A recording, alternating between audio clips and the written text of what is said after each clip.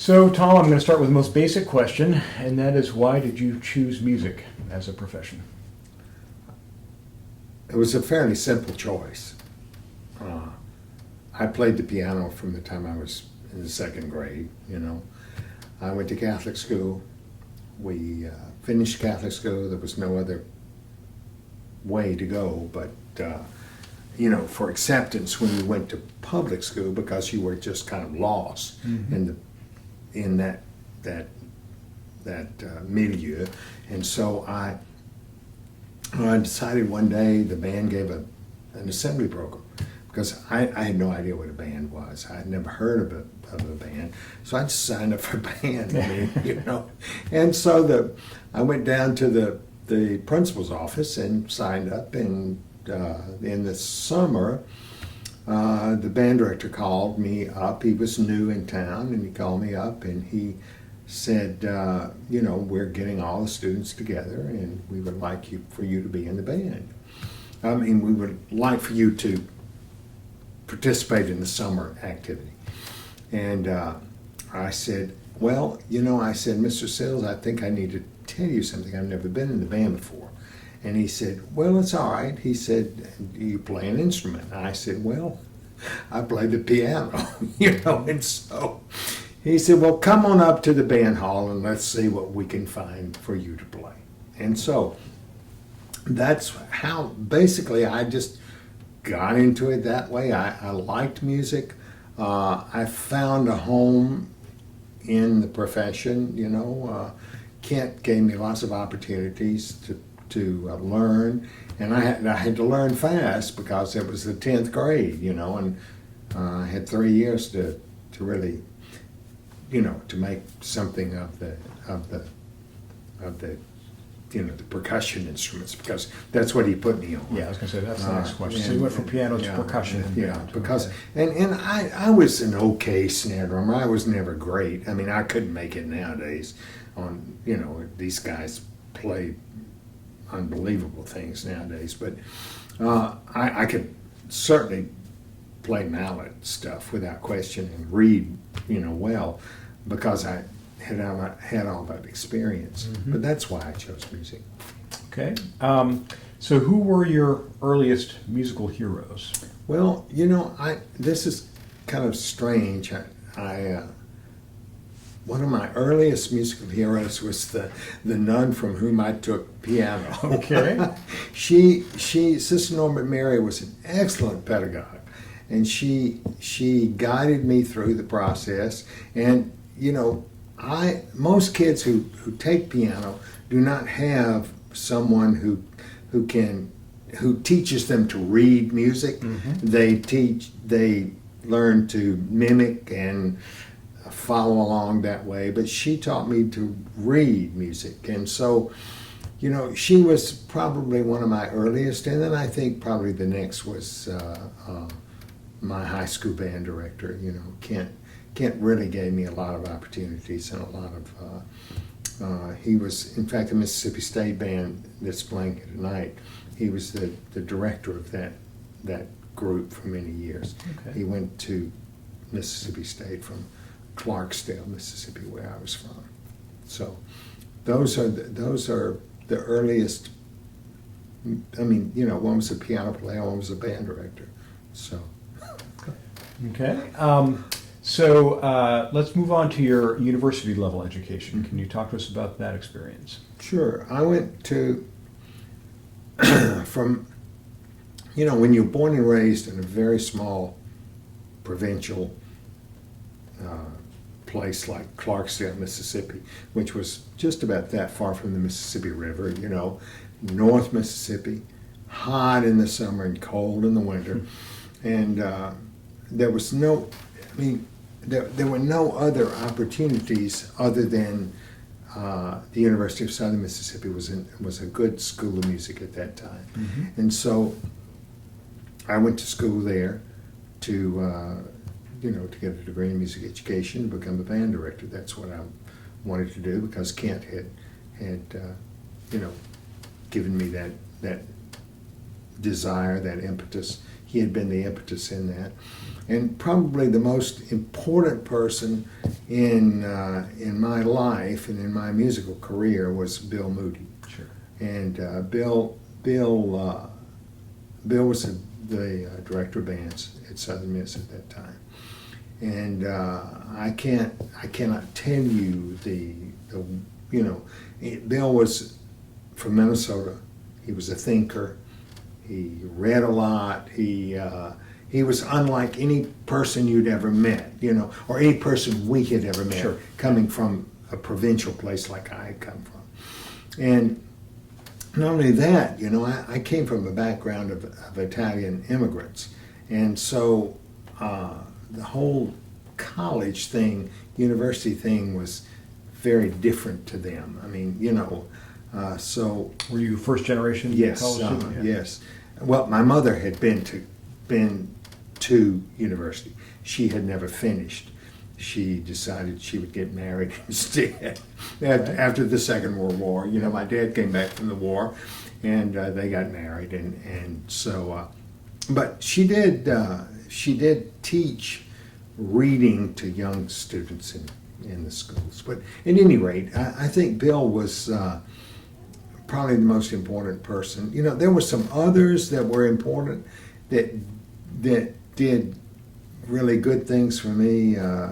Bill Gower was one of them. William T. Gower of the Voxman Gower bunch at Iowa. He was at Southern Miss at the time.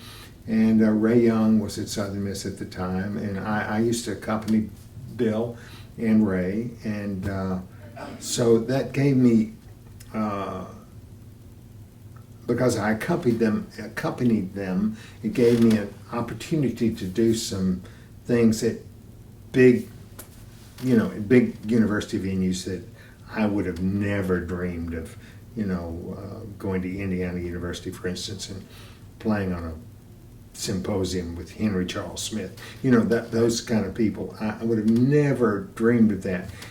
But the USM had a really good faculty at that time, and the old man who was in charge of it was Ray Manoni, and Ray had really put together, a good group of people. And I would say that most of the band directors in this area and the Panhandle of Florida and the New Orleans area, lots of those people, all the way over to Lake Charles, Louisiana, were, lots of those people came to school over here, much to Frank Wix's. He might want to blip that out. Much to Frank's, and I used to, especially for kids from Lafayette and places like that. So anyway, that was my college experience, undergraduate experience, of course. What about your graduate experience? Well, I got my master's degree there because I was teaching, and you could get it in the summer, And then Bill Moody called me up one day when he was at South Carolina, and he said, "You've been teaching for 10 years now." He said, "It's time for you to start thinking about, your long-range future." And so Cecilia and I discussed the whole prospect, because going away and getting a doctorate is not an inexpensive venture, And so Bill, I went up there and worked a whole year, 2 summers, and then wrote the dissertation. And Bill was, he was influential in putting all of that together for me. So, my master's degree was that's the easy one, Mm-hmm. And then the doctorate was not so easy, but I went because Bill, guided me through the process. I could have, I don't know, I could have applied to a lot of places and not gotten in, probably, but I did, at any rate. Well, it's great that you're able to work with him again, because Yeah, he was such yeah, an important yeah. mentor to you. Yeah. So now let's talk about your career and your accomplishments. Can you talk to us a little bit about what that career path looked like? I started as a middle school band director because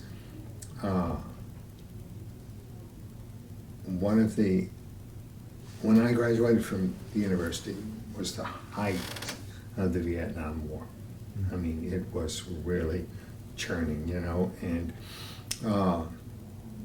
all of the young men who graduated from the university the same year I did were put on a bus and taken to Memphis, Tennessee for our physical. And when I came back, I thought, well, you know, I don't necessarily want to go to Vietnam. And so, I mean, I wasn't, you know, I wasn't an anti-war protester or anything.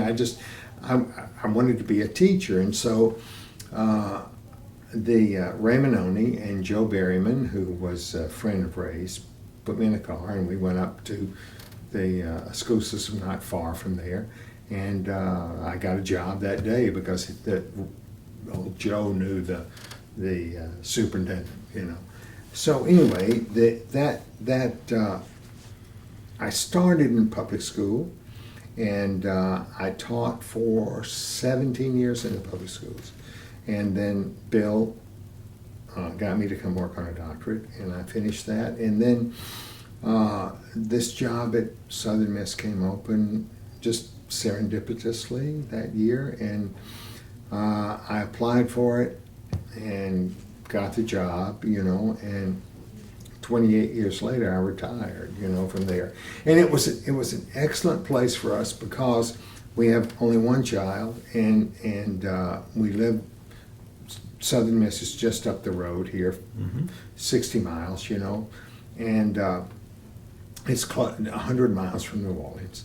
And Cecilia, my wife, is from New Orleans, and so all of his cousins were from there, and so we felt it was necessary. I mean, family was a very important thing. Sure. And so that was one reason we really liked living there. And it was a good place to work. I mean, we had an excellent WIN faculty, easy to work with for the most part.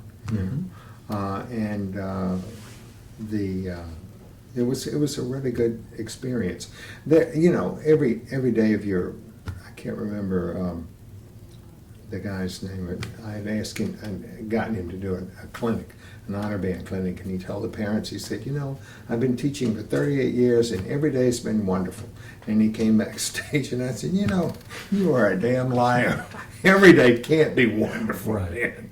So every day wasn't wonderful, but most days were good. Yeah. I had wonderful secretary. Mohammed, who's putting on this convention, was one of my assistants, and Jamie was the other, and they happened to be both students of mine from former years, and so it was a good place to work. It was very, very good, and you know, I will say that my being a part of ABA probably has something to do with Bill Moody, you know, but you know, John Bourgeois from New Orleans and Cecilia have always been big buddies, you know, Sure. since they're from the same area of the country. But that's my university and my public school career. So,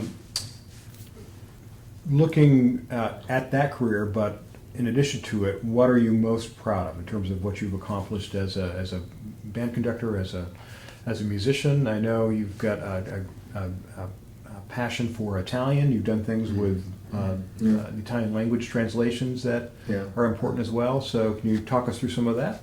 Well, I think, you know, probably some of the things that I'm most proud of in my career are having played at the Midwest in 1980 with the Meridian High School Band. Because Meridian High School was a microcosm of the community. It was, you know, some years the minority maid on the homecoming court would be white, and some years she would be black, you know. So that tells you a lot about the community at that time. And so, I mean, to put that together, those kids were they loved the band so much. And everybody had an opportunity. You know, it didn't matter who you were or what your background was. Everyone had an opportunity, as long as you wanted to work hard, you know, and to excel. So I think the Midwest was one of my, I was very, very proud of that group of young people with whom we worked. They, you know, had a lot of really good high points at Southern Miss with the wind ensemble, because we had some very good players. And then, you know, my work in Italy with the Italian Army Band was always good and always fun. How did that come about? Well, Fulvio, I had a graduate student from Italy who introduced me to Fulvio Cre, who was the conductor at that time, the Italian Army Band. And so that's how I got to know him. And he said, well, why don't you come over and do a concert? So I did. And so then we started to take some students over, you know, and to conduct. And he would turn over the ensemble, you know. It's a lot different, Colonel Coburn, than it is in the United States. You know, it's a lot different. But I mean, they play really well. I would not say that they play necessarily of the level that the Marine Band plays, or that, you know, some of our military bands play, but they play really well. Of course, it's a much smaller country. I mean, you know, and the number of musicians from which they have to choose is much smaller. But I also got, with G Ricordi in Milan, I got first put together with them the Vasella series of books that Alessandro Vasella did for the Italian government at the turn of the 20th century, when he wrote, you know, if you have a small base here, you know, a Marine base like they have in New Orleans, the air naval, and they have a Marine band there. So if you have a small band, this is your instrumentation. If you have a band at Quantico, this is the instrumentation you have. And if you have a band in Washington like you had, then this is the instrumentation that you have. And so he put that together. And so I decided that, you know, that there might be some future in this and some scholarly work to do, translation work for them. And so Ilaria Narici and she was the special projects editor for Ricordi at the time, and so she and I got together and we put that with the Casella book, orchestration book, which is the most used orchestration book in the world. Really? Now, I didn't know that until I tried to get it published by University of Illinois, and they were very interested in publishing. But Ilaria wouldn't let loose of the rights. Really? She would not. She held on to those, you know, strong fistedly,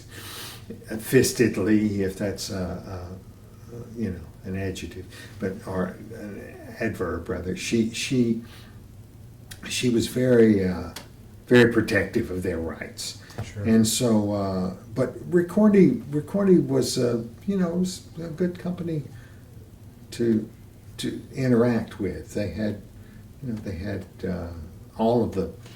She said, anytime you would like to see any of the old scores of Verdi and Puccini and people like that, she said, I'll take you downtown to the vault and we'll go in and see them. So, nice. Yeah, I never took advantage of that. I probably should have, but there just wasn't ever enough time, you know. It's often the problem. While you're there wasn't ever enough time. But she was. I mean, Ricordi is based in Milan, right outside now, in an industrial kind of complex.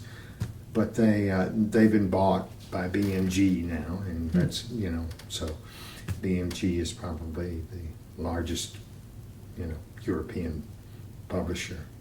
I don't know much about it anymore. I do have a lot of contacts in Italy still.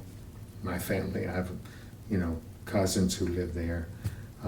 Cecilia and I go there at least once a year. I don't know that we'll go there this year because of the For obvious reasons, yeah. coronavirus. The coronavirus.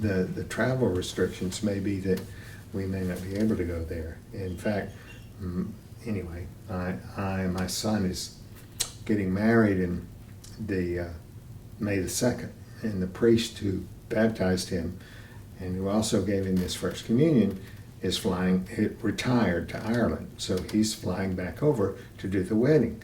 And so I haven't mentioned it to him at all. I'm really concerned, but I don't, I hope that it will be, it will have blown over by that Abated time. by then, yeah, with any luck. Hopefully. Well, if China's any indication. So, tell me, what's the next? Well, let's get some of your thoughts on what you have witnessed happening in the band profession over the course of your professional career. Things, I think, many places with the proper guidance, with really good students, like Lowell was talking about, one of my students, Justin, with whom he had worked, had come over, and Lowell had done some work for him. And I think it depends entirely upon the individual. Justin is wonderful. He's very talented. He's really a good motivator. He's a good family person. He's an excellent role model for young people. I see that. And yet, I see oftentimes when I walk in band halls in and around Atlanta, you walk in and you don't know whether the band director is the band director or the janitor, And so you wonder where these, I think it depends on where they go to school, the individual with whom they study, or the individuals with whom they study.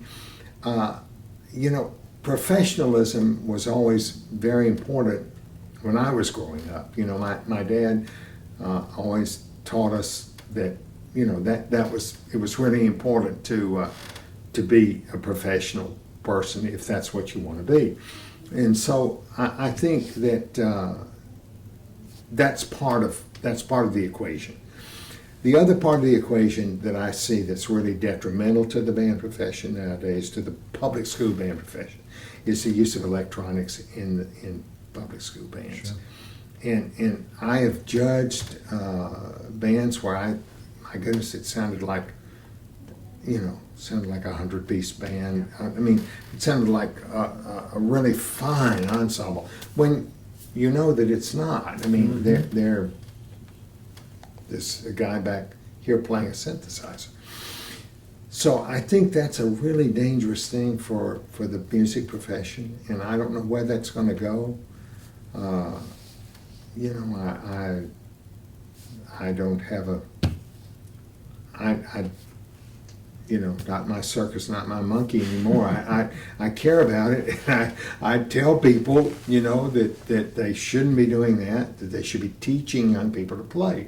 If they don't teach young people to play, then where do we find musicians, to go into our fine military bands, to go into symphony orchestras in this country? Of course, there are lots of them. I had a former student of mine who played with the Atlanta Symphony for a whole year, and then he auditioned. The audition process came up. It was for the second position, and he didn't make it. And I thought, well, isn't a whole year enough time for you to audition? But obviously not. They were looking for something else. So I think that there are a lot of those people out there. I mean, there were 300 people, according to him, that sent in, CDs, and they pulled it down to 80. I'm sure you went through that with the Marine Band. And so, I mean, there are a lot of kids out there that want to excel, but there also, I think there are a lot of kids that are being sold down the river on this track of electronics in band. I think musical sports is a real problem, you know. Yeah. Parents get all locked up into that, and you know they shouldn't. They should see through it. But a lot of parents don't because they don't have any experience with music, and so that's, you know, that it's a worry for me. I don't have any solution for it. You know, I really don't, and I don't think anybody does. If anybody walks in here and tells you that they've got a solution for, you know, the problems, but you know, I don't know that it's ever been any different. There have always been good band directors and bad band directors, you know, and there have always been those students who come out of programs who play well and those who come out of programs who don't. And so, you know, I just think that there is a difference now with modern technology and the things that we have that lead people down the direction. The thing one of the things that bothers me the most, though, is the competition kind of thing, the overemphasis on competition. And you know, in Atlanta they have you know, these bands, large bands, will go to marching band contests, and each student, the fee for being in the band a year is $2,000, and so they go to these marching band contests. Then they have to go to, I'm not going to mention any of them, but they have to go to this one, you know, which is the largest in the country, or supposedly, you know, and then in the spring they have to go to the concert band festival, that's the largest in the country, or supposedly. So I don't, you know, I don't know whether are we teaching people about music? Are we teaching them to play? Or are we teaching them, you know, we teaching to the test? Yeah, teaching them to compete. Yeah, to compete. And so those are my biggest concerns. I don't think, I know that when I was in public school, competition was not that way. Of course, that was, you know, in the 80s, the 70s. Marching band contest was not heard of, you know what I mean? It was nothing.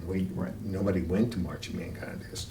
And what you did was you had a marching band that you did your Friday night gig, and then, you know, then kids had a good time at the football games, and then you worked on concert band, you know, so. Yeah, I come from a very similar background. I don't get this whole competition mindset. We've only got a couple minutes left, so I'd like to wrap up, Tom, by having you talk a little bit about what the ABA means to you, your experience with the ABA. Well, ABA has been a very important part of my professional life. It was very important. I was elected in 1988, I think, 87 or 88. I can't remember now. But since then, I've grown in the organization, you know. It was extremely, I was extremely proud and fortunate to have become a past president, you know, to have become a president of the ABA. And I like doing the ABA executive secretary thing. Sometimes it can be a lot, secretary treasurer, excuse me. It can be a real headache at times, but it is a good, it's probably the most important. I feel that it is the most important organization in band organization in this country, you know, that it encompasses all kinds of band directors, you know, all kinds of people, military band directors, public school, university band directors, and I think that you know, the standard is, I hope that it's high to keep people, you know, that are considered to be the very best, the most, you know, that we have in our profession. It has meant a lot to me. It's meant a lot to my wife. She's met lots of people here. My wife was a band director also. Oh, I didn't know that. Yeah, she was. And she taught middle school band all of her career, except she taught a few years as my assistant. at Meridian High School. But it has meant kind of an ABA family to us, you know, in that we have had, that could be Sorry, mine. no, I think it's mine. Sorry about that interruption. But We were talking about the ABA, it's much of a family atmosphere, you know. You don't, I don't see Jeff Bianchi but maybe once a year, Right. and that's here, you know. And so Jeff and I have been friends for years and years and years, but I rarely ever see him, you know. So I think it's been extremely meaningful in my career as far as, you know, associates in the profession, meeting people in the profession. You know, I would have never known you had it not been for the ABA. I would, Lowell, neither, you know. So I think, you know, that I think that's a big part of it.